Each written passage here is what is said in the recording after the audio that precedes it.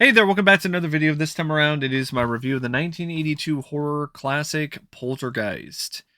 Now, Poltergeist is not just one of my favorite horror films, it's also arguably my favorite haunted house movie, and honestly, one of my favorite films of all time. It's a movie that has aged like a fine wine to me, except for maybe a couple effect shots. And it's a movie that to me is the very definition of timeless. It's directed by Tobe Hooper. Now, I know the rumor is, and it's a very prevailing rumor even to this day, the rumor is that Steven Spielberg directed it. Because Spielberg was a producer, it was based on an idea that he had about his childhood fears. He was also involved heavily in the creative process. I think he shared a writing credit on the film, and he was involved with the casting and so many other aspects of the movie, storyboarding, and so on and so forth. So a lot of the consensus is that he directed the movie and that Toby just kind of was there. And I respectfully disagree with that theory. I think it was closer to a collaboration than really anything else. The Directors Guild Association of America, they actually did an investigation at the time, and they didn't really find anything to really suggest that Spielberg was more involved with Poltergeist than he should have been at the time. Also, Spielberg, his style, his way of storytelling is prevalent and is present in this film at times, but there's also a lot of Toby's style. The long takes, the conversational takes, the sequences that are dealing with more intense imagery, or even just the concept of the idealized, imagined vision of 60s Americana, or the 60s hippie counterculture family, and them growing up to be yuppies, or that, and also having all these other clashes with their previous ideology, and just the destruction of the American family and the American archetype is very much a Tobe Hooper thing. So I tend to honestly believe that it was a collaborative effort. Toby did some of the storyboarding. He was involved with the film. He was on set most of the time. He was involved with a lot of other aspects of the production. It wasn't just the Steven Spielberg show. I really don't buy that, but I do believe that even though it was a collaboration, there were a few times where Spielberg overstepped his bounds a little bit. And even though the Directors Guild at the time didn't really find a lot of evidence, I think Spielberg definitely skirted the rules a lot. And I think that's why we have a lot of secrecy involving this film. And that's why we don't have a special edition of Poltergeist on Blu ray from Arrow Video or any of these other labels, because of the fact that Spielberg will not give them permission, because he clearly must have done more than he should have. So he continues to try to do things to cover that up, because I don't know. Even after all these years, I guess he's afraid of his reputation being hurt or whatever. I don't know what his deal is, but it's an interesting and intriguing debate that will continue to rage on, because we'll never know the real truth, because Toby Hooper is no longer with us, so we'll never really know exactly who directed Poltergeist. A lot of people think that Steven directed it. Some people feel that Toby directed it, and other people feel that it's more of like an in between sort of thing. And I think it's more of that. I think not necessarily 50-50, But maybe like 60 Spielberg, 40 Tobe, that kind of thing. Um, just enough where you couldn't necessarily say that it's Spielberg's film entirely, but enough that his influence is definitely felt. Whoever directed the film, they did a tremendous job. I mean, I can't sing enough praises for whoever it is that deserves the most credit for Poltergeist. The visual style, the way that the shots were framed and set up was just brilliant. The usage of different camera angles, perspectives was really well done. The way that they interacted and worked with the cast to get just absolutely amazing performances is honestly some of the best work in anything. And I genuinely do feel that there's a lot of performances in this, at least from the ones that really carried the film and carried the narrative, really deliver in a huge way. And I really do give a lot of credit to Hooper and Spielberg for really bringing the most out of the cast. And I give them credit for bringing the most out of the visual effects. This film still has some absolutely incredible visual effects that still hold up to this day, minus a couple shots of Carol Ann that are clearly a dummy. But other than that, like the visual effects in this are genuinely worthy of the Oscar nomination that they received. And you can make an argument that they should have won the Oscar over E.T., considering the difficulty of a lot of these effects shots by Edlund and company. And I just cannot really find anything to really poke holes at when it comes to the direction. I just find a lot of things about it to just be so great in terms of the way that it visually matches the script in terms of the slow burn, the slow build into just paranormal madness and hysteria, and just how things just slowly and slowly build and build and build until it just explodes with corpses popping up out of the ground and portals opening up in the closet and all of this other stuff.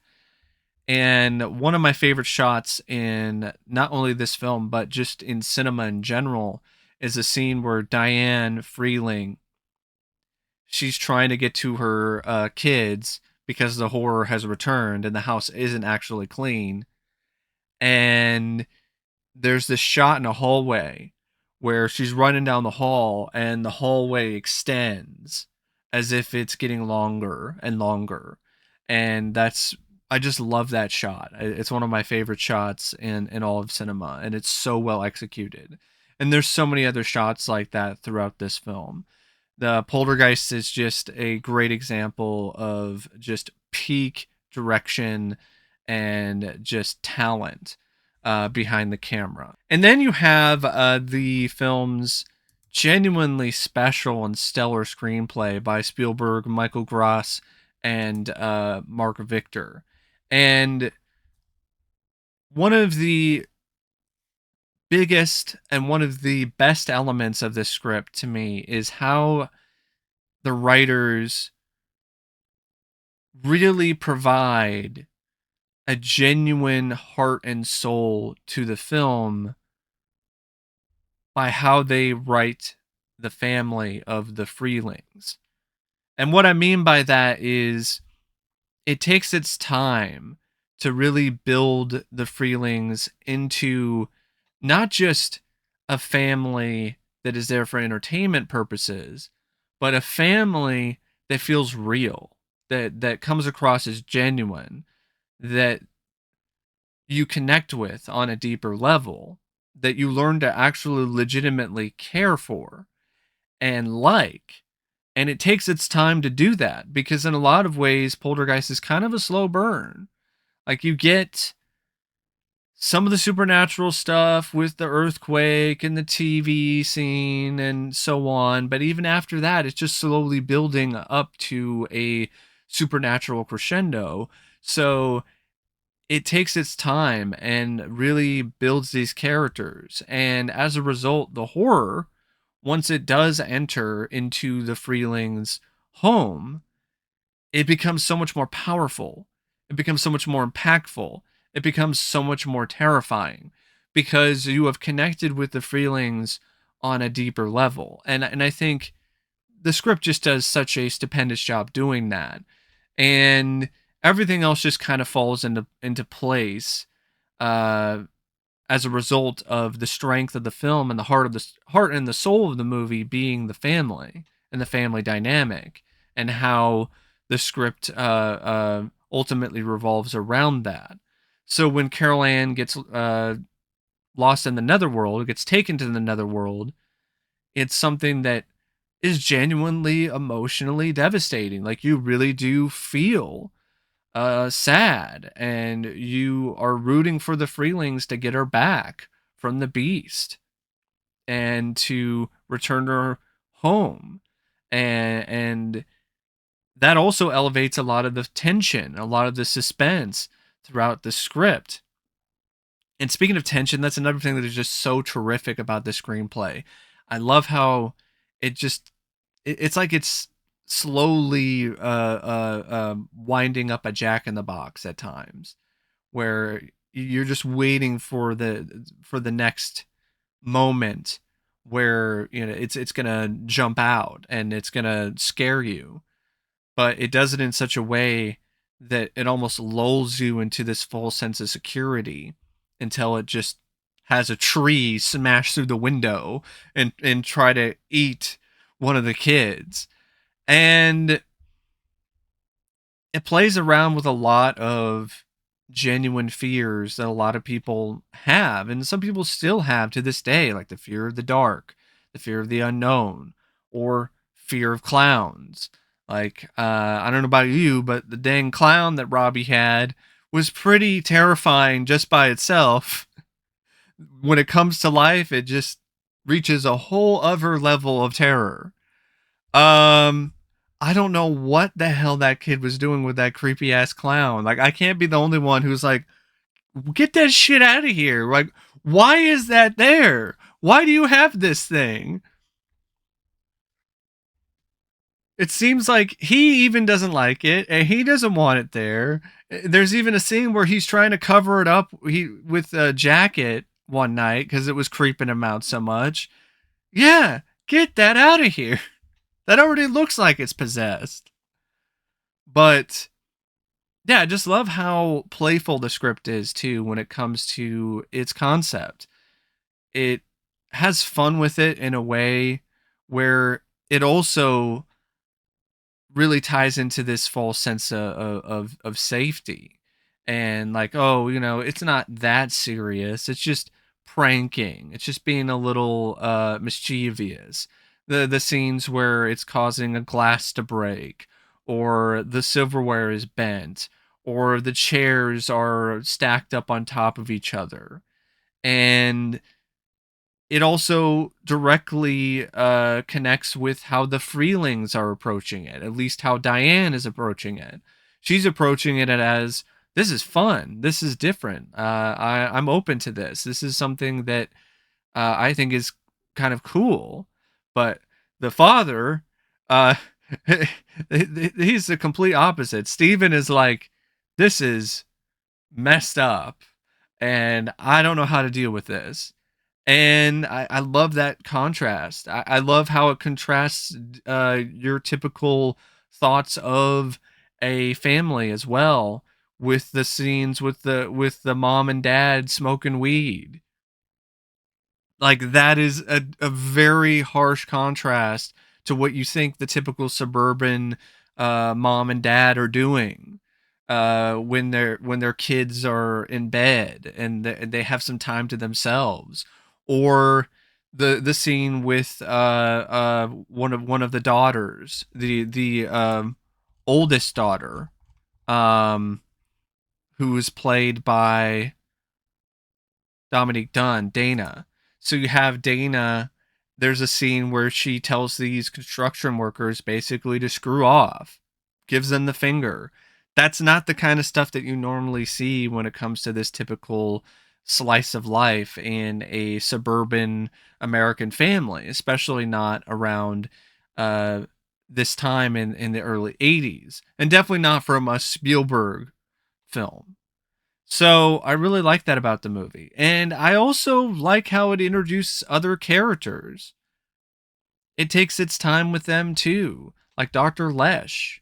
I really like that character. I think the script did a really good job fleshing that character out and making that character feel special and feel just as grounded in reality and in the scope of the story as any of the other characters in it. The way that Zelda Rubinstein's character, Tangina Barons, is then brought in uh, through Dr. Lesh. Even Dr. Lesh's colleagues who are working with her, um, like Ryan and Marty, even the way that those characters are set up, I legitimately don't mind. Especially Ryan, I really honestly came to really like that character. And even though they didn't have a lot of screen time, the script gave them enough moments and enough lines and enough importance that it felt like they were vital to the story. Especially Tangina. When you look at Tangina's screen time, she's not in it a lot, but the script does such a good job giving Zelda so much to work with that the character becomes iconic. And I also like the fake out. I think a lot of people, they're not necessarily a big fan of the fake out ending, where, oh, this house is clean. And then the horror continues the next day. But I like that. I love that about it. And what I especially like about it is that that's the moment where everything just gets escalated. That's the moment where things just become insane when it comes to the horror. Corpses are popping up out of the ground. You got the scene where Diane is in the pool and there are corpses and skeletons popping up and scaring the living daylights out of her. You got the stuff where, oh no, the spirit is not gone and it's pissed and now it wants Carol Ann, and and it'll take Robbie too. It's like, I'll take both your kids away. And so the horror and just the suspense of Diane having to find a way to get her kids back, and when she ultimately does, it's a very triumphant moment.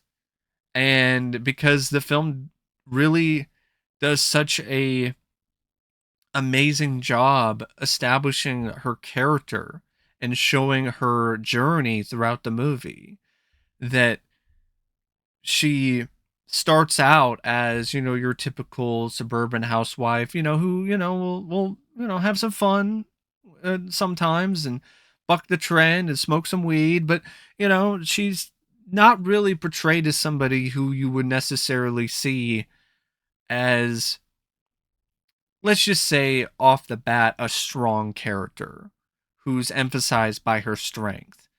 But then throughout the film, because of everything that she goes through with Carol Ann, and when she's taken to the other side, and with her battle with the beast, and all of that changes her. It not only makes her hair go gray, but it also changes her and makes her stronger. So then when she has to face the spirit, the evil again, and the stakes are just as high, if not even higher this time, because her other kid is also at risk, then she's able to tap into that strength that she's built throughout the story. And I like how it just breaks down a lot of these characters in ways where it's not afraid to show them being vulnerable. Even the father, it shows the toll that all of this is taking on Stephen. It's taking a huge toll on him physically and emotionally, and it's causing him to miss work. It's causing him to not feel well, and you could just see it. And it's not just strictly because of the performance by the actor, but That's a big part of it. But the fact that the script actually takes the time to do that means a lot. And there's even moments with some of these other characters where, they have their own arcs as well. Although some of them, I will say, some of the kids don't really necessarily have as strong of arcs as Diane or Steven, but that's understandable. I totally get why the script decided to put more of a focus on the mother and the father than on the younger brother and the older sister, because you can only put so much focus on a character or characters in a script because there's only so much time for a feature film. Like if you did a miniseries like Stranger Things or something, you'd have more time to flesh some of these characters out. But as it is, like you have to pick a focus and pick a lane and kind of stick to it. And I think the screenwriters definitely did that and did that very well. And yeah, I love the ending of the movie. I think it's just full of just absolute Hollywood uh, cinematic creativity at its finest. And I also like a lot of the stuff leading up to it, even the smaller moments, even the scenes where Dr. Lesh is just whispering and just talking to Diane and Robbie and explaining to Robbie about why some spirits decide to stay behind and why poltergeists might exist. And there is just such a genuine heart and soul to the script that you can just really sense and feel in every page. So I cannot sing enough praises for this script. I really, really love this screenplay. I think there's just so many nice lines of dialogue. It isn't afraid to kind of have a little bit of fun at times, like Ryan saying, kiss my ass. Or, some of these other lighter moments where it's not just always just super intense and in your face, and it just picks its spots. Like you have that moment where you have Steven, once he finally realizes that Cuesta Verde was built on the graves of all these people because it was a good deal, and he's been selling these houses without the realization that they're living on essentially sacred ground, and he blows up at his boss in memorable fashion. And you could also interpret that moment as Steven's own just frustration with everything that has happened to him at this point bubbling over in that one scene where he's like, you only moved the headstones? Why? That's just a another instance of just how good this script is. Like even the scene with James Cameron's character, the real estate guy who's more about money than anything else. Like there's even like a final, you know, F you by the spirit at the end where it just nails him with a blast of like spiritual energy. And before the house gets sucked up into the ground. And yeah, it's just a tremendous, terrific script on pretty much every single possible level. And I don't want to hear about, oh, it's a ripoff of that Twilight Zone episode. And because I know some people have been making that argument that the Poltergeist is just a ripoff of Little Girl Lost. And I'm like, it has elements of that story. I will admit that. But it's not just a ripoff.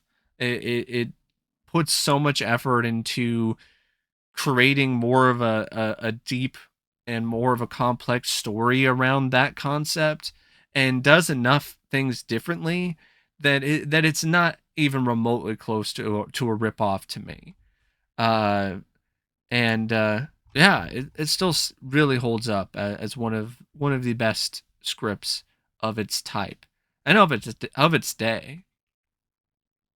And the film also shines when it comes to other technical aspects of it, like the cinematography by Matthew F. Leonetti, especially when it comes to dealing with the various different spectral lights and and the supernatural occurrences, and really just handling a lot of things very deftly and very effectively visually, and making things not really look like they're too out of place when it comes to his style versus Toby or Stevens.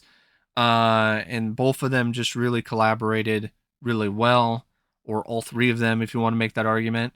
The editing by Michael Kahn is magnificent. It's marvelous. Like, the guy is just one of the best editors ever to work in the business. And this is yet another job that is just so spectacular and just so much fun to watch, just to see how he just splices things together and edits all of the stuff, and just really emphasizes a lot of the already effective and strong and great moments in the film because of just how good of an editor he is. And speaking of emphasizing elements, I mean, the score by Jerry Goldsmith, I mean, in a lot of ways, this film wouldn't be as good as it is without that score. One of the most instantly memorable and iconic things about the score to me, other than like the one scene, with Carol Ann saying "they're here," is the main titles, like the main theme of the film by Jerry Goldsmith that plays at the end credits and plays throughout the movie. And I just love how the score is a nice juxtaposition of innocence and, childlike wonder and just pure intense horror. I think there were a lot of people at the time, and still to this day, who don't really get what Goldsmith was trying to do with this score. He wasn't necessarily unintentionally creating a score that was tonally dissonant. uh he intentionally did that. He intentionally made the score tonally dissonant, where you would have the lullaby stuff, and then you would have the more sinister, more percussive elements of the score. And I think that works. And it really helps the film when it comes to the way that it tells its story. Because it starts out with the lullaby, and okay, everything's all safe, everything's secure. We're in the suburbs, and the only problems that people have to deal with is, whether or not the channel is going to stay on the football game, that kind of thing. And then, here comes the horror, here comes the ghosts, here comes the supernatural, here comes Carol Ann getting taken away, ripped away from her family, and here comes the absolutely obliterating realization that reality itself is not what you think it is. And that coincides with the score and how it morphs and how it changes. Just a really awesome score by Jerry Goldsmith. And I didn't forget about the cast. I'm going to talk about them soon. I'm going to save them for last. Actually, I'm going to save the best for last in this instance. But I'm gonna give a quick little shout out to Richard Edlin and the folks over at ILM who did the visual effects. Other than a couple shots that definitely do show the limitations of the time, I think what they did with miniatures, what they did with blue screen, what they did with a lot of different aspects of this film, a lot of different shots, was nothing short of incredible. Like, it was really impressive for the time, and it still is. Like, the scenes where Dr. Lesh and Ryan, they go up to the bedroom after Carol Ann has been taken. They open the door and it's just pure chaos. That still looks really great. The scene where Diane is trying to get into the door to get her kids back during the finale, when the house is definitely not clean. She opens the door and the beast makes its appearance, and she tells it to, get away from my babies, no, not my babies. That is a really spectacular looking effect. And there's plenty of moments throughout the film that are like that. Like the scene where Steven, he's pulling the rope too early, and then the skull face pops out and roars. The shot where Marty hallucinates and rips his own face off. The stake coming to life. Just a lot of really great, memorable, and really genuinely strong special effects sequences uh, in this film. In a lot of ways, it is a showcase. It is a showcase for special effects and visual effects because that's the kind of film that it is. Like the scene with the spirits when they're floating down the staircase. That's another instance of just how good the visual effects are in this. And also want to give a lot of credit to the sound mixing, the sound editors, because this film is very sound heavy. Like a lot of the stuff in this film is really honestly as good as it is in terms of some of the intensity of the scenes because of the strength of the sound editing and the sound mixing. Now, now I'm going to talk about the cast because, like I said, I'm going to save the best for last year. Did not forget Craig T. Nelson as Steve Freeling. Honestly, my favorite film role of his as Stephen Freeling. Uh, really great, nuanced, just really layered performance where he's the dad who honestly in a lot of ways is the kind of dad that everybody would want to have. He has a good job, he provides for his family, but he always still leaves time for his family and still understandably and justifiably legitimately loves his family. And it's not in a way that comes across as fake, like the scene with him and Robbie where he's telling him about the storm, and you know you can count the spaces in between uh, the thunder to see how far away the storm is, and other moments throughout the film that are like that early on that really do make Steve Freeling a really great character. But then after that, like after the moments where he's having fun with his wife and doing the Donald Duck voice and doing all of that and being the typical and relatable dad, you see the moments where he's not really necessarily the same guy anymore after his daughter is taken to the other side. He's disheveled. He's got bags under his eyes. It looks like he hasn't slept in days.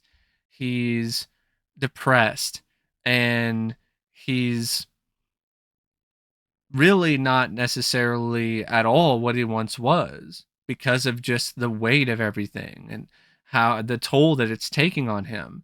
And Nelson just really accurately displayed that and those emotions in ways where he didn't even necessarily say a line of dialogue sometimes, but he could just give you a look, or he could just sit there and you could just feel it. And that's a prime example of just a really good performance. But as good as Craig T. Nelson was, I will say the star of this film is JoBeth Williams. Like JoBeth Williams as Diane to me was unbelievable. I think her performance was just spectacular, stupendous, stellar, every superlative you can think of. This is a performance that to me personally should have been awarded by the Academy. I legitimately feel this is Best Actress worthy because of how difficult this performance was to pull off. You have to have an actress who's capable of showing the mother being the typical suburban mom who loves her kids and is a bit quirky, but in a way that's endearing, and is ultimately just a character that you were drawn to, that you like, that you connect with, and you want to be around. And yeah, she's got to be personable and relatable, and so on.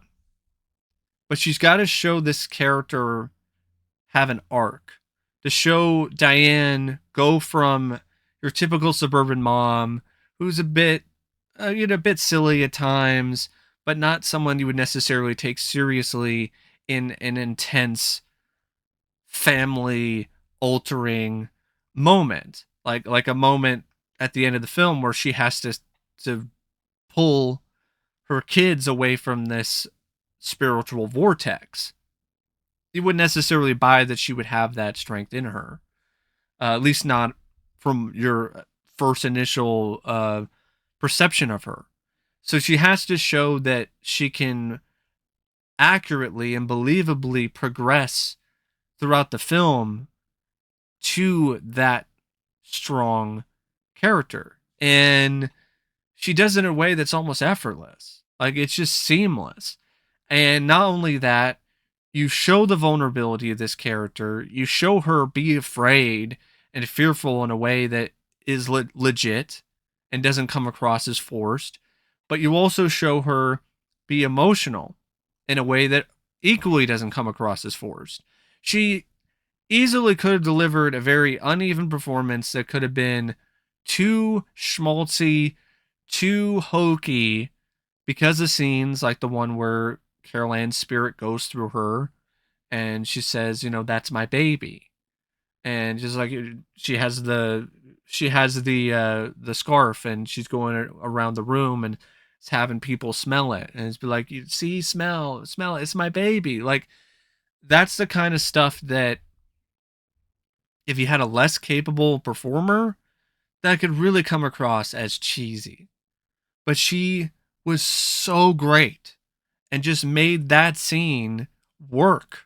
That scene would not work. It would not be as good as it is without JoBeth Williams of what she brought to that sequence. And honestly, the film in general wouldn't be as great as it is without what JoBeth brought to the film.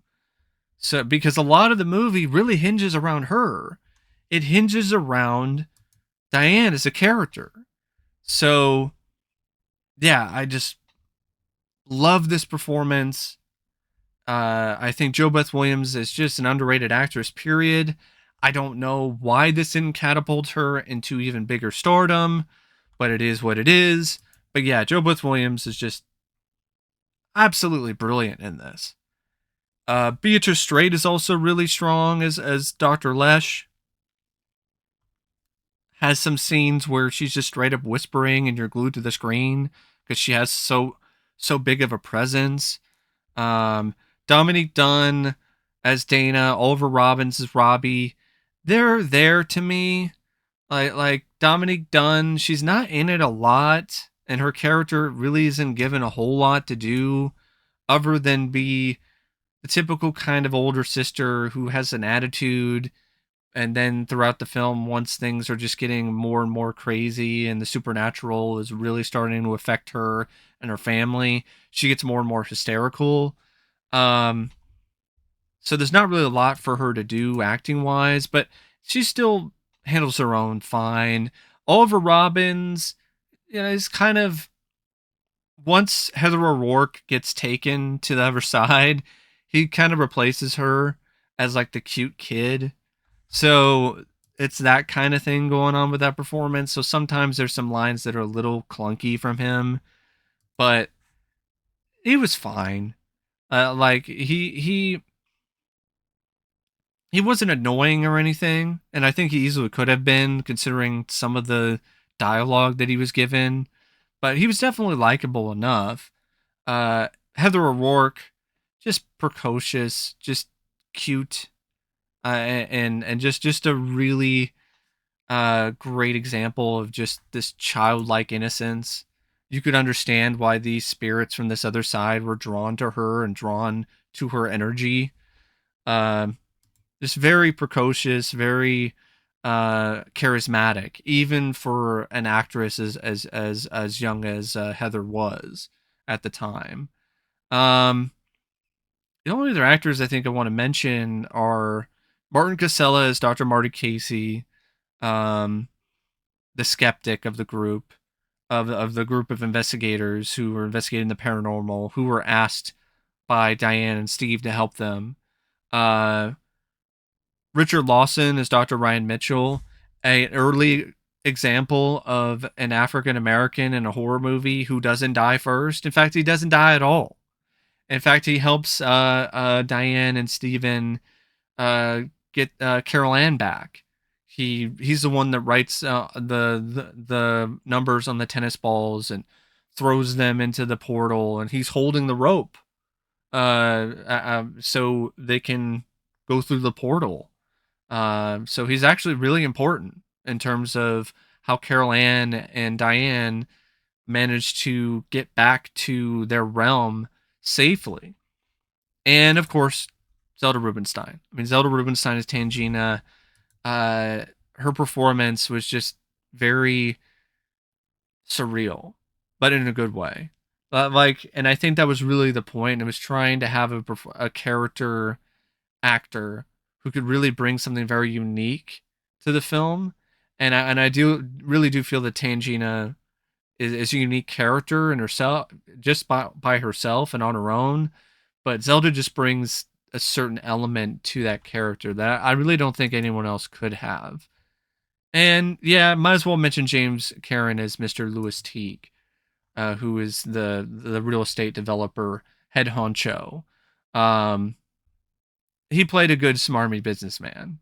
I mean, the kind of guy that you could definitely get why people fell for his shtick and thought that he meant well, and he was just trying to do the best for his workers and for other people who wanted a good deal on a house. But then you could also buy that he's a guy who just is just pulling the wool over people's eyes, and the real guy is a total schmuck. Like you could really buy that because Karen did a good job playing both sides of that role. But yeah, just a terrific, just great cast. Um and the film's like 114 minutes, but I personally don't really feel it has any major pacing issues or pacing problems despite it being almost 2 hours long. Um this is one of those movies where from beginning to end I'm entertained. I really like the characters. I like the world and the realm that the writers have created. I like the shocks and the surprises, and the ride that the film puts me on. And it's something that I willingly would go on again numerous times. Like I've seen this film 50 times or more, and like each time it's still every bit as entertaining as the last. So yeah, that's my review of Poltergeist. I know it was a long one, but it's Poltergeist. It's one of my favorite films, so I definitely felt like I had to give it my all. But anyway, thanks for watching, and until next time, I'll see you later. See ya.